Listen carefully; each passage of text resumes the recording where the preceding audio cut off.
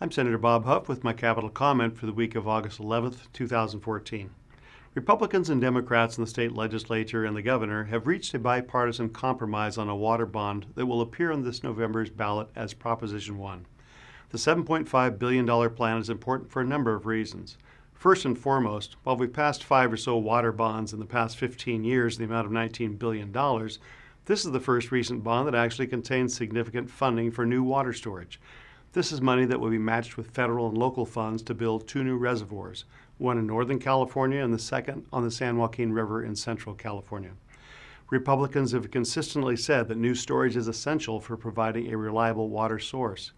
To that point, $2.7 billion, nearly 40% of the bond funds, are dedicated to new storage projects. Significantly, these projects will also receive continuous appropriation, which means that funding can't be blocked by the legislature in the future. There are many other line items in the bond language, including funding for wastewater, public water infrastructure, water recycling, groundwater sustainability, and flood management. We can't conserve our way out of a drought. We need new storage projects to capture the runoff in heavy rain and snowfall years so that we actually have water to conserve. Our existing water capture, storage, and delivery system was built for a population half our size. With these needed improvements included in this bond, we will better survive the dry years the state is sure to endure in the future. This bond agreement will cost nearly $4 billion less than the bond passed by the legislature in 2009 that will now be removed from voter consideration.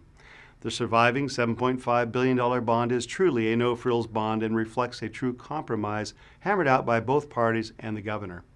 While we believe this proposal is good for all Californians, compromise means no party or region gets everything at once. Future investments in our water system must continue to build on this progress and increase storage capacity and water delivery flexibility.